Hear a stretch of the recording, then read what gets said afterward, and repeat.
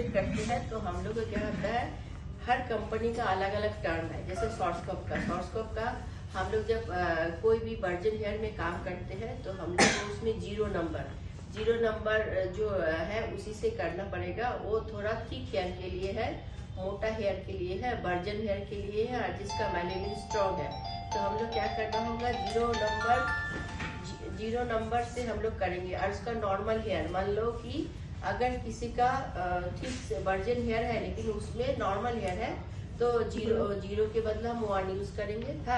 और उसके बाद केमिकल वो हेयर जो जिसका बहुत ही पतला सेंसिटिव हेयर है तो उसमें हम 2 नंबर यूज करेंगे। तो शॉर्टस्कोप का समझ में आ गया। शॉर्टस्कोप में हम लोग क्या यूज करेंगे, ये नंबर वाइज हम लोग यूज करेंगे। और इसमें क्या टाइम हम लोग क्या देंगे, सपोज अगर हम लोग का बाल ठीक है तो मोटा बाल में तो टाइम थोड़ा ज्यादा देंगे। तो हम लोग का जब हम लोग 0 नंबर यूज करेंगे शॉर्टस्कोप का, तो हम लोग का अगर वर्जिन हेयर में है तो 45 मिनट्स हम लोग का लॉकिंग पीरियड है। 45 मिनट्स के बाद ही हम लोग चेक करेंगे, क्योंकि ना हम लोग का वो स्ट्रॉन्ग हेयर है।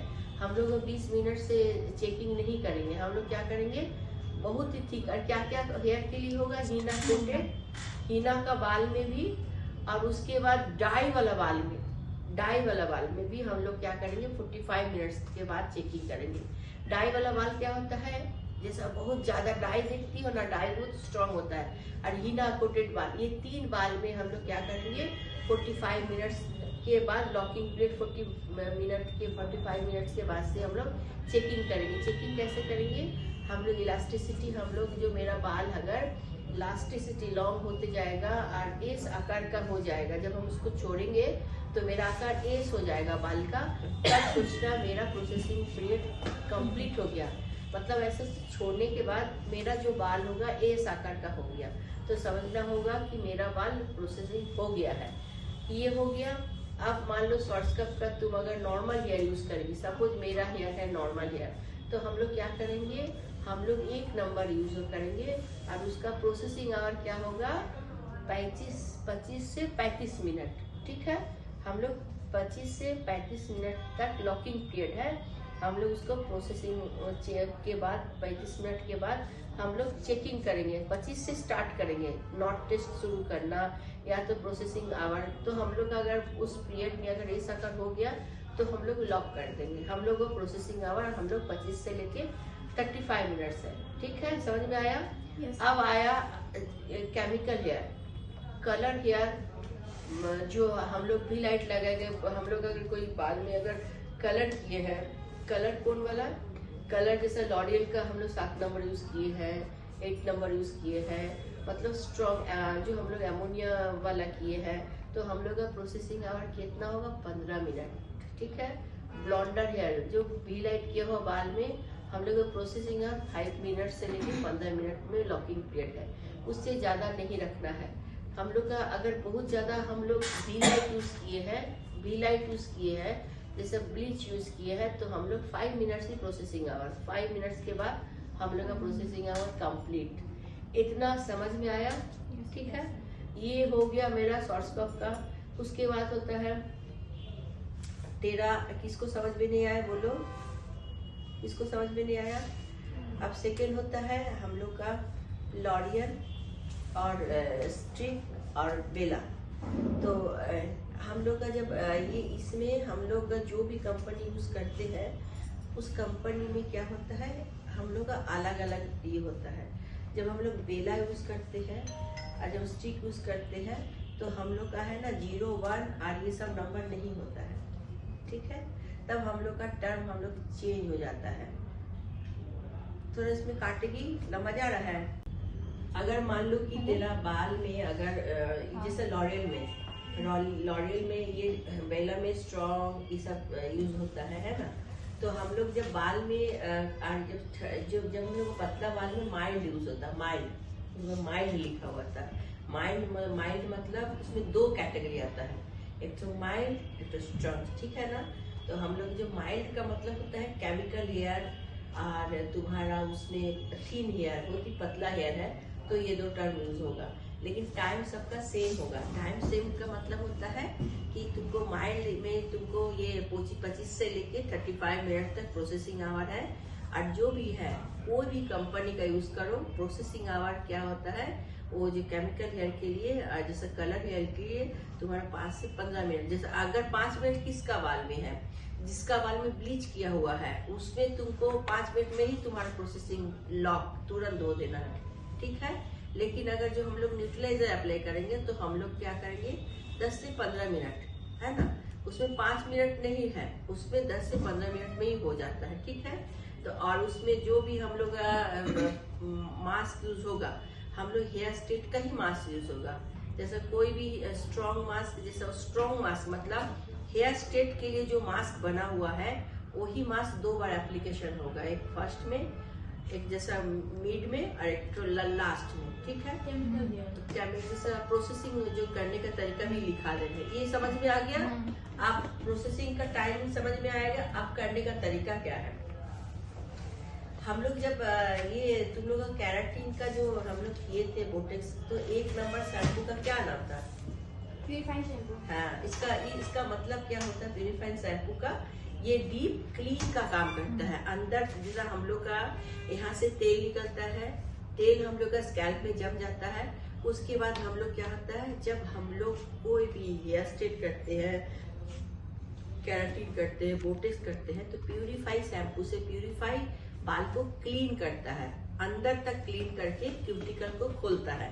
लेकिन अदर शैम्पू ये उस चीज नहीं रहता है। प्यूरिफाई जैसा तुम्हारा हम लोग ऑर्डिनरी जो शैम्पू यूज करते हैं उसमें ये डीप नरिशमेंट, डीप क्लीन वाला प्रोसेसिंग वो उतना पावर नहीं रहता है। तो हम लोग क्या करेंगे, हम लोग शैम्पू में प्यूरिफाई शैम्पू लिखा हुआ रहेगा, जो देख रही है ना बोटेक्स प्यूरिफाई शैम्पू क्लियरली लिखा हुआ रहता है। वो क्या करता है, हम लोग को बॉन्ड को, जैसा हम लोग को जो डीप क्लीन करता है स्कैल्प से लेके पूरा बाल को जब डीप क्लीन होता है, और हम लोग का क्यूटिकल जब मुंह खुलता है तभी ना हम लोग चीज घुसाएंगे, वो क्लीन करके क्यूटिकल का मुंह को खोल देता है। समझ में आया? तो फर्स्ट हम लोग क्या शैम्पू यूज करेंगे, प्यूरिफाई शैम्पू यूज करेंगे। उसके बाद सेकेंड क्या है हम लोग का प्रोसेस, उसको हम लोग क्या करेंगे, टॉवल ड्राई करके 100% सुखाएंगे। सुखाने के बाद अगर तेरा बॉन्ड वीक है तो क्या होता है, हम क्या बोले थे, बॉन्ड रिपेयर, हम लोग एक्वा बेस मतलब एक लोशन बेस में आता है, और एक है बूस्टर पावर जो हम लोग का बाल में पावर देता है। तो अगर किसी का बाल वीक है तो हम लोग फर्स्ट वाला क्रीम में ही हम लोग 1 नंबर क्रीम में बूस्टर मिला देते हैं, 1 स्पून, 1 ढक्कन मिला देते हैं, तो क्या होगा, मेरा बाल पावर हो गया, है ना। तो फर्स्ट में क्या होगा, हम लोग बाल को प्यूरिफाई शैम्पू से क्लीन किए, 100% सुखाए। अगर हम लोग का बॉन्ड वीक है तो बूस्टर देंगे 1 नंबर क्रीम में। 1 नंबर क्रीम का क्या काम है, हम लोग का बॉन्ड को तोड़ना, ठीक है। हम लोग का जब बॉन्ड को तोड़ेंगे 1 नंबर क्रीम से, तो हम लोग का वर्जिन हेयर में अलग टाइम, केमिकल हेयर में अलग टाइम, नॉर्मल हेयर में अलग टाइम, तीनों टाइम हम लोग का अलग अलग होगा।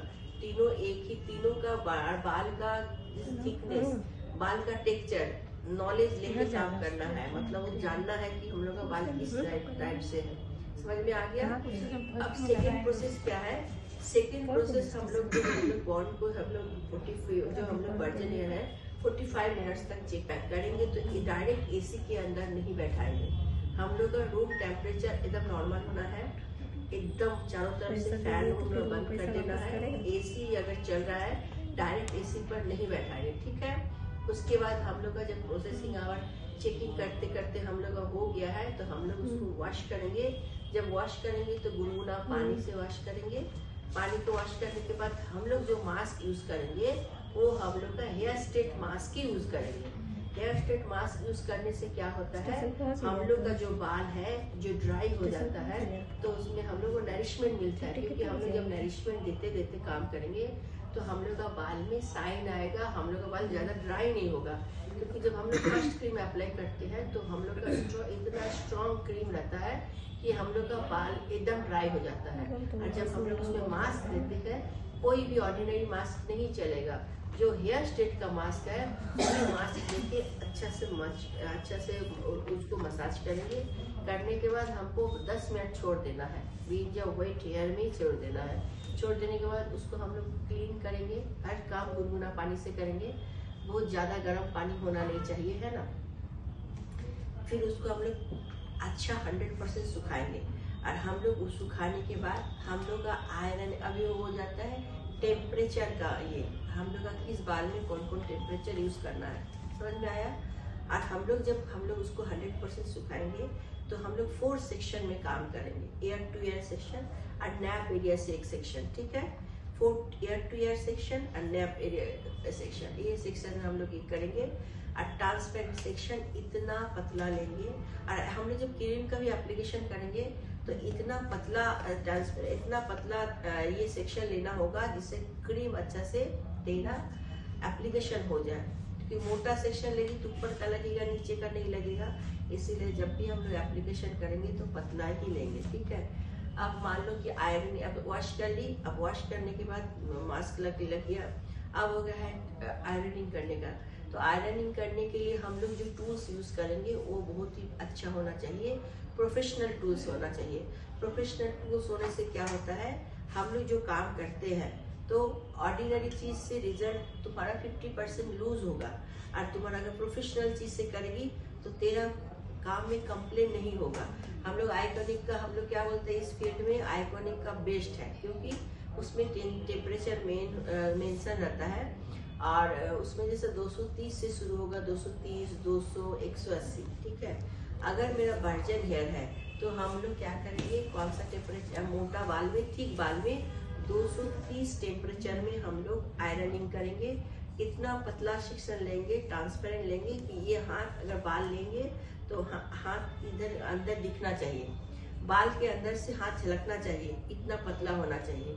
और हम लोग जब आयरनिंग करेंगे तो क्या करेंगे, आयरनिंग इतना प्रॉपर तरीके से अच्छे से करना होगा जिससे क्या करना होगा, शेप, हम लोग उसको शेप दे रहे हैं। जैसा बॉन्ड को तोड़ने के बाद आयरनिंग से शेप दे रहे हैं। अगर प्रॉपर शेप हम लोग दे दिए तब हम लोग न्यूट्रलाइजर का अप्लाई करेंगे।